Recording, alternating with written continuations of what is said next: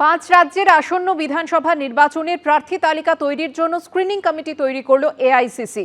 দলের সাধারণ সম্পাদক ও সাংসদ কেসি বেণুগোপাল জানিয়েছেন, কেরল, পশ্চিমবঙ্গ, পুদুচেরি, তামিলনাড়ু ও অসমের জন্য স্ক্রিনিং কমিটি তৈরি করেছেন দলের সভাপতি মল্লিকার্জুন খার্গে। পশ্চিমবঙ্গের স্ক্রিনিং কমিটির চেয়ারপারসন হয়েছেন বি.কে. হরিপ্রসাদ।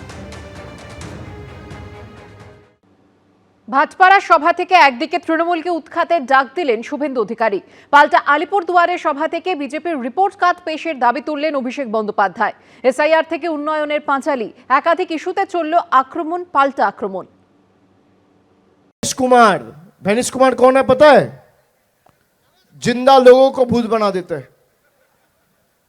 इससे बड़ा जादूगर मैंने आज तक पूरे देश में नहीं देखा। এসআইআর করতে দেব না কে বলেছিলেন? আরে ভাই কি হলো, এসআইআর করতে দিলেন কেন?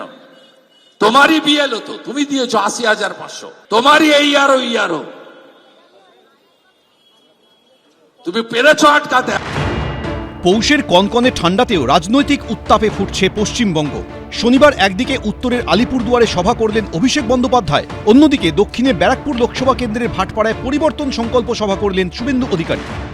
আর দুই সভা থেকেই একাধিক ইস্যুতে উঠে এলো আক্রমণ পাল্টা আক্রমণ।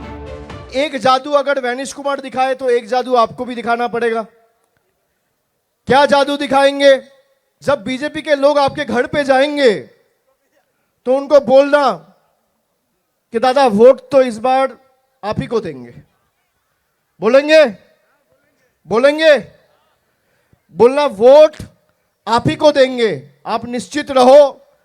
और जिस दिन चुनाव देने का, मतदान करने का दिन होगा, उस दिन लाइन में खड़ा होकर जोड़ा फूल को वोट देना है। तो उनको लगेगा भाई क्या मैजिक हो गया, सब तो बोला था कि कमल पे वोट देंगे, जोड़ा फूल में कैसे वोट हो गया। भाई ज्ञानेश कुमार अगर मैजिक दिखा सकता है तो अलीपुरदुआर के लोग भी मैजिक दिखा सकता है। We are not hurried. আমরা বলেছিলাম ৫ই মের মধ্যে যদি সরকার করতে হয়, ফেব্রুয়ারিতে ভোটার লিস্ট বের করতে হবে, নইলে ভোট হবে না। ভোট না হলে সরকার হবে না, আর সরকার না হলে আমাকে বলতে হয়নি, আমি আগে বলেছিলাম, এখন মুখ্যমন্ত্রী বলছেন রাষ্ট্রপতি শাসন হয়ে যাবে, তো তাই আমাকে মেনে নিতে হয়েছে। আরে আপনাকে আরো অনেক কিছু মানতে হবে। আলিপুরদুয়ারের সভা থেকে বিজেপিকে কার্যত দিল্লি পাঠিয়ে দেওয়ার হুঁশিয়ারি দিলেন অভিষেক বন্দ্যোপাধ্যায়।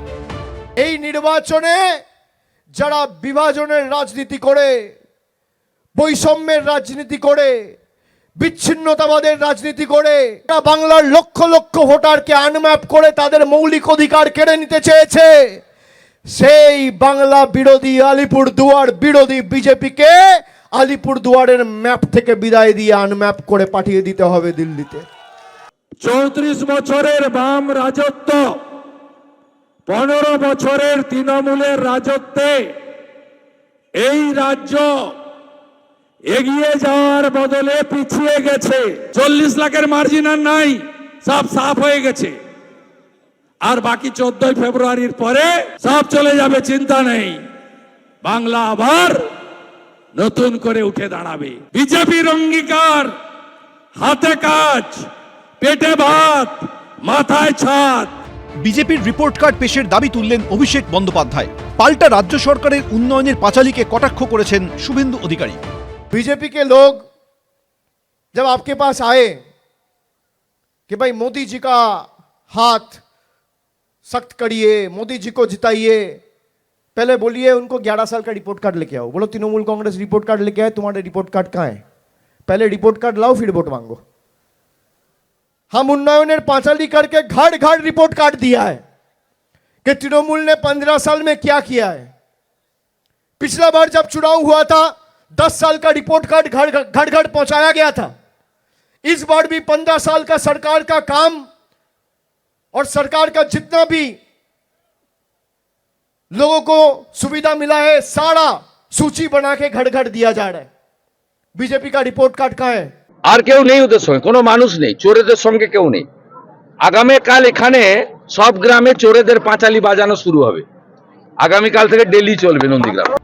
এদিকে এসআইআর শুনানি চলাকালীন ফের রাজ্যের মুখ্য নির্বাচনী আধিকারিককে 14 জন ধৃত বাংলাদেশির নামের তালিকা পাঠালো ফরেনার্স রিজিওনাল রেজিস্ট্রেশন অফিস। সূত্রের খবর, তাদের মধ্যে এমন একজন রয়েছেন যার কাছে ইতালির পাসপোর্টও রয়েছে। নকল ভারতীয় পরিচয়পত্র বানানোর অভিযোগ উঠেছে তার বিরুদ্ধে। অরিন্দম সেন, উজ্জ্বল মুখোপাধ্যায়, বিটন চক্রবর্তী, এবিপি আনন্দ। ক্ষমতায় থাকলে চা শ্রমিকদের দৈনিক মজুরি 250 থেকে 300 টাকা করা হবে। আলিপুরদুয়ারে এই আশ্বাস দিলেন অভিষেক বন্দ্যোপাধ্যায়। বারুইপুরের মতো এখানেও তার মঞ্চের সঙ্গে ছিল র্যাম্প। অন্যদিকে শুক্রবার যে ভোটারদের মঞ্চে তুলেছিলেন অভিষেক বন্দ্যোপাধ্যায়, এবার তাঁরাও শোনালেন আতঙ্কের কথা।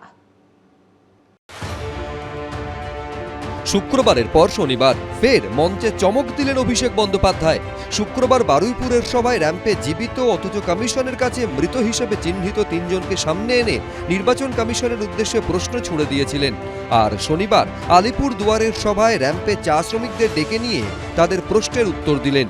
आने वाले 3-4 महीने में जब दीदी का सरकार बनेगा चौथी बार, तो मेरा पहला प्रायोरिटी रहेगा अलीपुरद्वार। और कम से कम चाय बगान में आपका 250 से 300 रुपया डेली वेज हो, ये मैं सुनिश्चित करूंगा।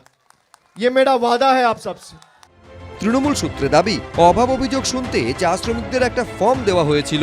এদিন মঞ্চের ওপর একটি বাক্সে সেই ফর্মগুলি রাখা হয়েছিল। সেখান থেকে কয়েকটি প্রশ্নের উত্তর দেন অভিষেক বন্দ্যোপাধ্যায়। ডেকে নেন এক চা শ্রমিককেও। আজকে এই 250 টাকা দিয়ে আমরা চলে না।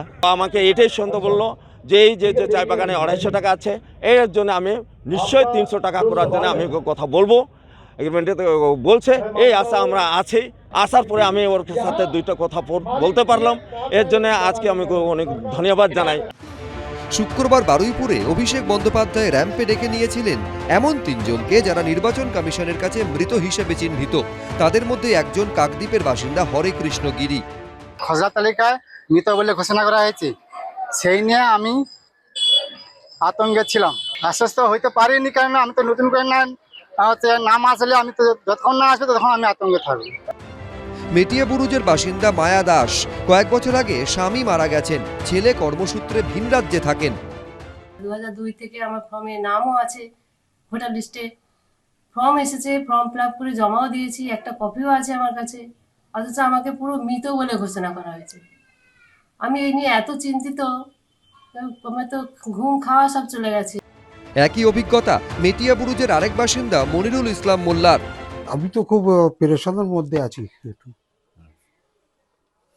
তো রাতে ঘুম হয় না, খাওয়া দাওয়া উঠে গেছে। 2025-এ তোমার হচ্ছে ভোট দিয়েছি, তার আগে 2002-এ ভোট দিয়েছি। কিন্তু এই যা করেছে তোমার এইটা ইলেকশন কমিশনার, বিজেপি দালাল। শনিবার আলিপুর দুয়ারের মঞ্চেও এই 3 জনের কথা বলেছেন অভিষেক বন্দ্যোপাধ্যায়। भाई जिंदा लोगों को भूत बना दिया। कल आपने देखा, मैंने अपना स्टेज पे चलवाया। কেউ র্যামে হাঁটছেন, কোথাও আবার দেখা গেল বিহারের নির্বাচনে রাহুল গান্ধী জলে ঝাঁপ দিলেন। এরা সব একপন্থীতে আছে। ওই যাবার সময় কেউ র্যাম্পে হাঁটতে হাঁটতে চলে যাবেন, আর কেউ জলে ঝাঁপ দিয়ে চলে যাবেন। এটাই তো।